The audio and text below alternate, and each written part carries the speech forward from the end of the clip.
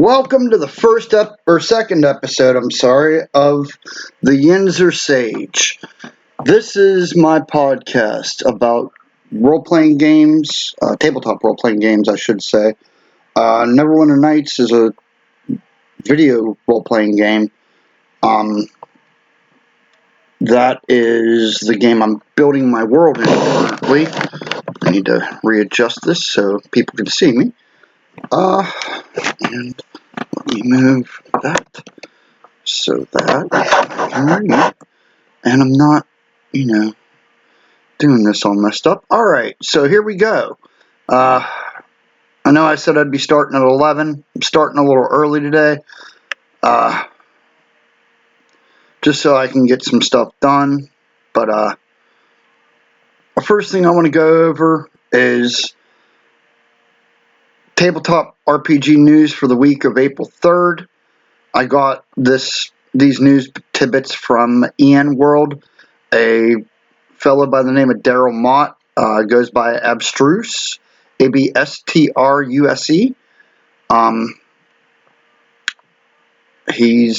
He does a weekly news post on there, and I'll probably be getting a lot of my news from there. But the first piece of news that a lot of people have heard is distributors are closing down. A lot of role-playing game distributors. The main two, Alliance and Diamond, have temporarily shut down. From my understanding, there are distributors or some of the different companies, role-playing game companies, design companies, are working with people to try and get stuff out to them. You can just do a web search on RPG role-playing game distributors temporarily shutting down on Google, and it should lead you to a few links that should give you more information. Otherwise, go to the EN World link that I'll be putting on here as my sources.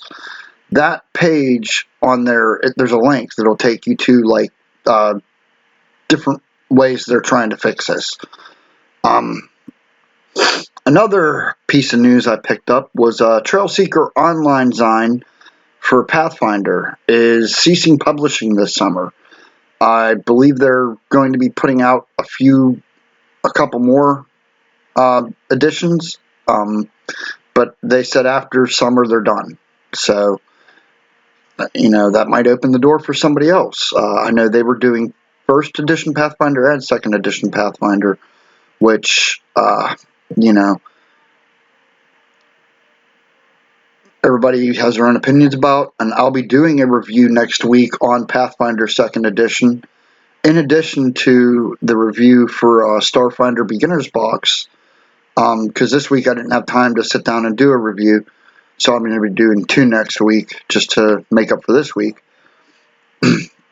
And another piece of role-playing game news that we received this past week, one of the co-founders of TSR has passed away, Brian Bloom. He was more of a financial partner. I don't know the whole exact history. It's a sad event when anybody from TSR passes away. We're losing so many members of the old guard from that, we need to really appreciate the people who created this industry, and they're pretty much the ones who did. So, our thoughts go out to his family and friends. We offer our condolences. The other thing I wanted to touch up on was, I don't know if anyone else here has heard of, there was a online role-playing group on YouTube called Far Verona. They have ceased creating any more episodes at this time due to an incident that happened during the last recording of their last episode, in which one of their player characters were kind of forced into a situation that they weren't comfortable with. If you watch the video,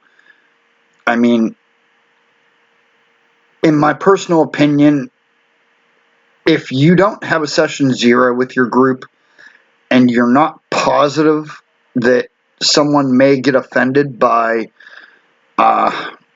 either sexually explicit roleplay or forced roleplay or any type of sexual assault roleplay, you're just better off not doing it. I mean, honestly, you're better off, if you want to do stuff like that, you're better off trying to find a group of people who want to do that.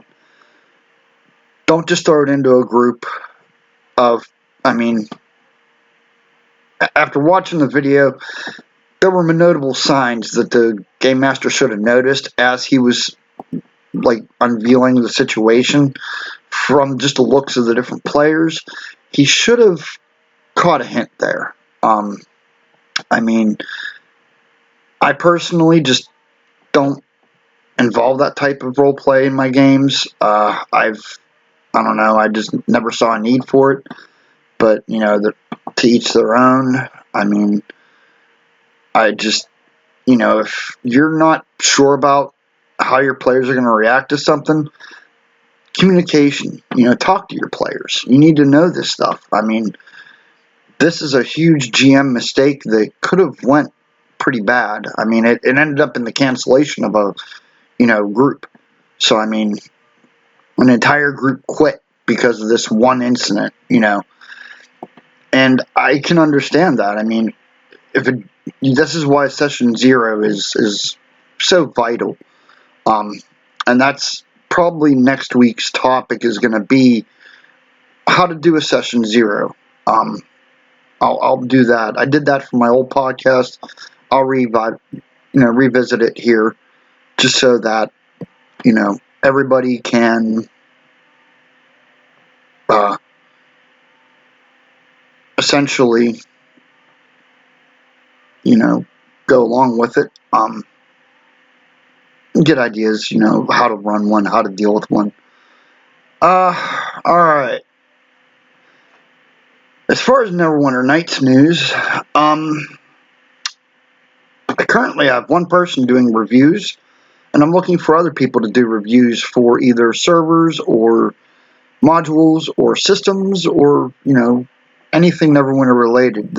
I'm looking for constructive, positive reviews. I don't want, someone coming on and telling me how crappy a server was. Find the good things about that server. Every server has bad stuff. Not every server is built for every player. So you kind of have to understand that, we have to also kind of appreciate what we have as far as Neverwinter Nights community. And they do a pretty good job with that.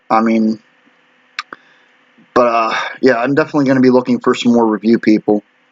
If you're interested, contact me either on the Neverwinter Nights Facebook group, or I have a podcast page up there. You can contact me on that. One of the things I wanted to bring up was one of the most recent debates we had on the Facebook community group, which was a small debate about balance.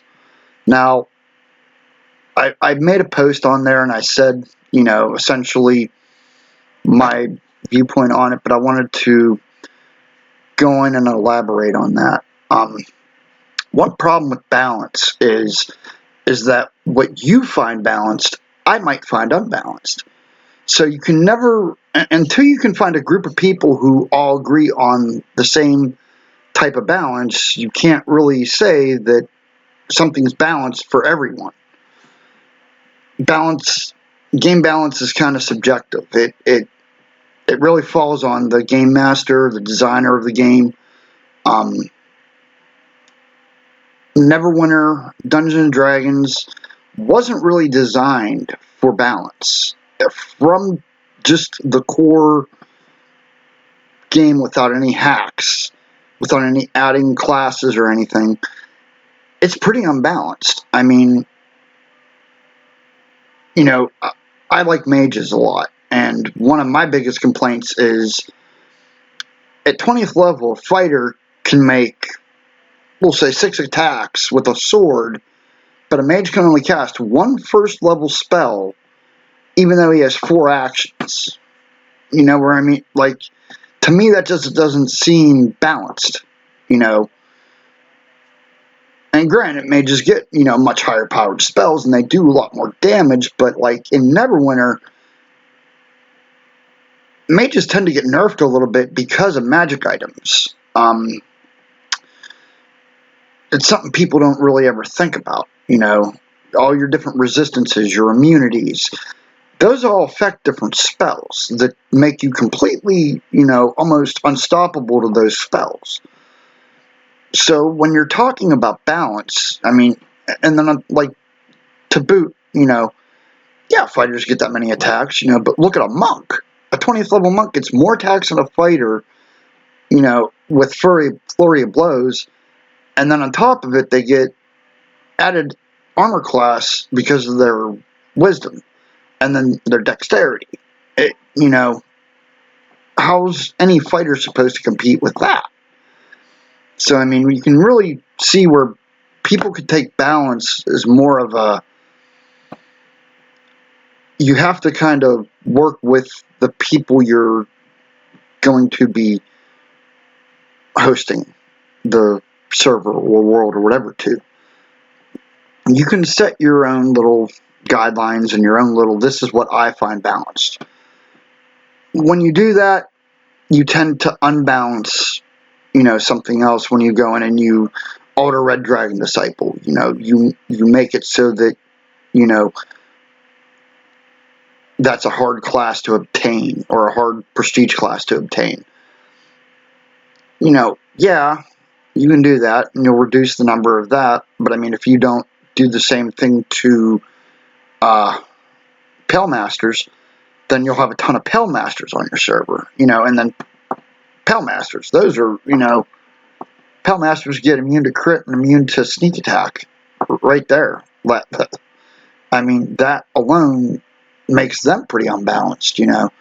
So, I mean, the game itself is not very balanced to begin with. The thing I've found with utilizing the Players Resource Consortium, or PRC, it adds a bunch of classes to the game. A bunch of feats, it adds a bunch of spells, adds psionics, a bunch of new races. But what it does is it adds things that counter a large number of the things in the original game that were unbalanced, such as monks being the only class that had that bonus to AC. They added like 2 or 3 more classes that get that type of bonus. So now you're not, you know, monks aren't the only ones getting that. You know, there's multiple types of casters, which make, you know, mages and clerics and sorcerers. It tends to balance itself out. Granted, there are things in the PRC that are unbalanced, such as the Lich. The Lich is something that no player should be using in a persistent world. I mean, that's just going to kill your game, period. Liches are something, if you want to play a Lich in a single game, you know, single player, by all means do so. That's one of the unbalanced things. There might be a couple others. I haven't really looked at some of the newer stuff they put into it. I know some of the older classes they put into it that have since been removed were slightly unbalanced, but they've been removed, so that's no longer an issue. Some of the races can be unbalanced, but at the same time, the thing I've noticed with these races is, say you take Barani Eldarian. They're like an outsider type elvish race. When you take that, you have to take a class of outsider. So you're losing an actual character class because you have to take outsiders. So in a way, some of these classes are balanced out. Yeah, you get a bunch of bonus stuff, but you have to take your character type class, you know, outsider or undead or, you know, whatever it is. There's a bunch of them. And it's not for every race. It's only for certain ones that are more powerful. But but that's how they kind of balance that out, and it works. I mean, yeah, you can play a Barani Aldarian, but, I mean, you're not going to be on the same power level as a 40th level fighter or a 40th level mage. You're putting classes into outsider, or levels into outsider. I mean, you don't have to put a lot, but you got to put some. Which, that's always something that's going to be, like I was saying, something that's going to be debated till the end of time. I mean, it's, you can talk balance with magic items, balance with classes, balance with spells. I mean, the game itself is just not balanced. So, I mean, in order to balance it, you have to remove things. And when you start removing things, you have to remove other things that become unbalanced. So, with that, the only other things in the Neverwinter news that I want to mention are a couple of shout-outs. One from Steven Weber. He's the author of the Children from Hell series. He's going to be doing reviews on this podcast for me. He said something about one of the Premier servers. I don't remember exactly which one, but. And then I want to give a shout out to Tondon Ake. He is the creator and main guy behind the NWN Dark Sun project, which is something that I was a huge fan of Dark Sun as in my youth. And, for someone to be porting it over to Neverwinter is just outstanding. I mean, the PRC has a lot of Dark Sun stuff in it, but Tondon has really been customizing things to make his server look just like the world of Athos, and I can't wait. This is going to be exciting. But yeah, if you get a chance, go to the community page on Facebook, or the Neverwinter Nights community Facebook page. Look up Steven Weber. If you get a chance, buy his novels. That's one way that we as a community can support each other, is buy each other's products. When someone writes a book, buy it. And if you like it, tell somebody else about it. Word of mouth can do a lot. Tondon, if anybody's interested in helping him out, he's always looking for help. Or, I don't know how extensive. I just know that, he's mentioned a few times he wouldn't mind having a little help. So if anyone's interested, just come onto the Facebook page. I'll put a link on here just to the group. Join the group, post, get a hold of these guys. The community is great. That's one thing I can say about the Neverwinter community. The Facebook page, we keep it neutral ground so that we don't have arguments that start on servers and end on our page. We don't allow any type of outside arguments to be brought onto the page. If someone comes on and starts blasting a server, we delete that post. We get rid of that entire situation. Just, and we talk to people. We give people chances. If someone comes on and just starts posting spam, we're obviously going to delete that person. But, if somebody comes on and posts something, that we might have a slight issue with, we'll talk to you first. We're not going to just ban people off jump. Now, if somebody does something and we've talked to them and they do it again, then by all means, we'll probably ban you. We have a very low tolerance for a number of things, hate speech especially. We do not allow any hate speech of any type on our page. I mean, and that's something we've kind of